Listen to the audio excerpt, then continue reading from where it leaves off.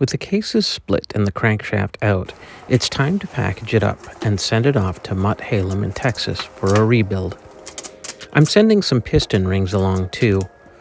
I wanted to reuse the piston as the bore was still good, but the rings were badly worn and standard rings didn't seem to exist anymore unless I was willing to jump up about 4 sizes. Based on the bore size, I set about trying to find some rings from something else that might work instead. While I was able to find some that were the right diameter, the atypical height of the stock rings meant that I wasn't having much luck finding any that would work. Until I found some rings designed for a compressor, so I ordered them from Germany. The only problem with these is that they didn't have the notches for the locating pin that sits in the groove. I was going to file these notches into the rings myself, but as the fellow who was rebuilding my crank said no problem when I asked him if he could do it, they were being sent to him as well. I had put some thought into how to package up the crank assembly as I didn't want to risk any damage in shipping. I measured and cut some strips of cardboard to wrap each end of the shaft. Then I wrapped the whole thing in a sleeve of cardboard and filled the interstitial space with some packing peanuts.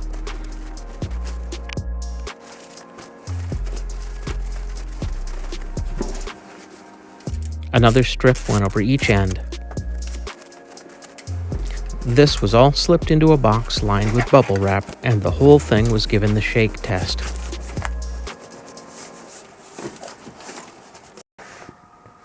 So while I'm waiting for the crankshaft and the flywheels and the conrod to come back, I'm doing everything I can to clean up the cases. Now I've already cleaned up the right side as much as I can. I'm feeling pretty good about it. Most of the stuff came off.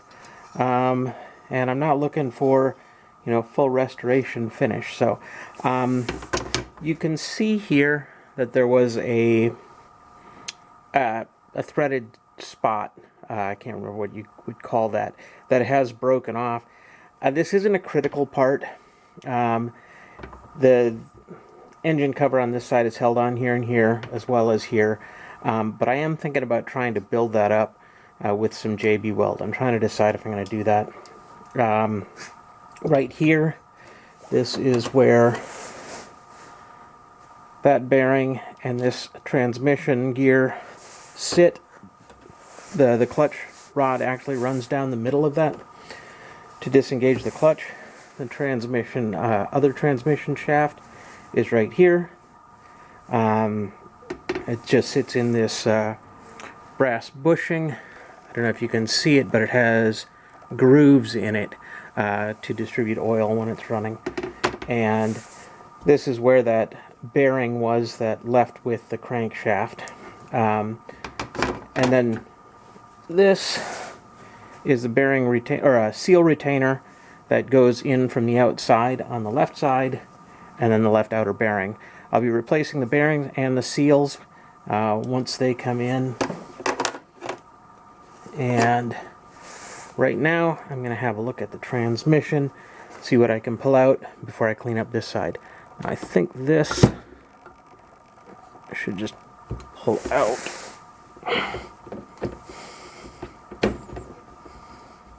There we go. That's the shift shaft. And then got my transmission. You can see this sits there. And that's input shaft, is that right?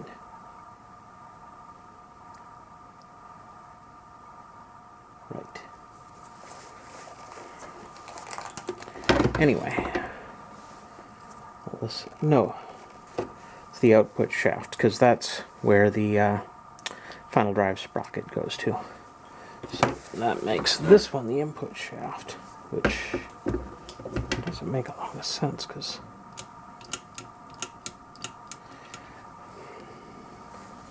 the clutch and the sprocket are aligned, so the drive must actually change directions a couple of times. Instead of an input and an output shaft, there is just a primary shaft and a lay shaft. I believe that's correct. And the 3 gears are selected by sliding selecting and sliding. So anyway, I'm going to see what I can do about pulling that apart, see what I can learn.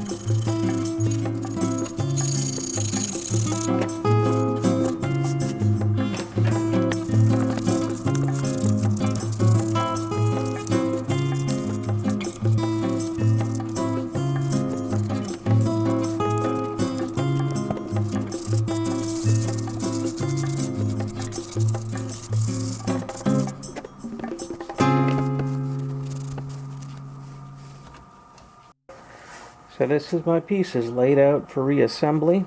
I've got my transmission shift lever.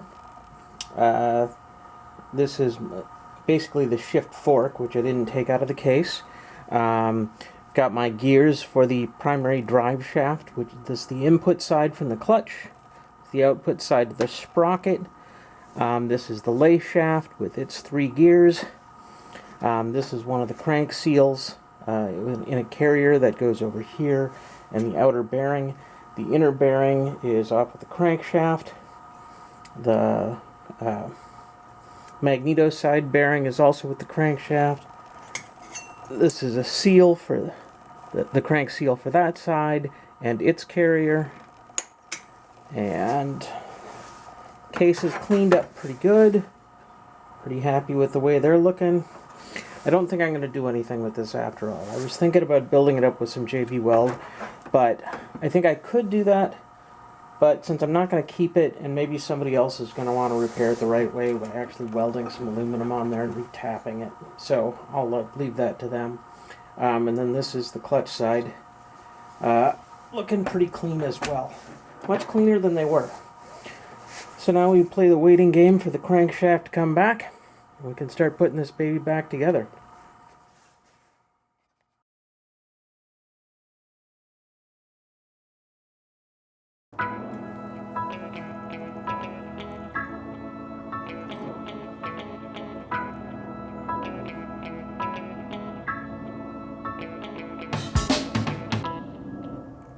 Thanks for watching.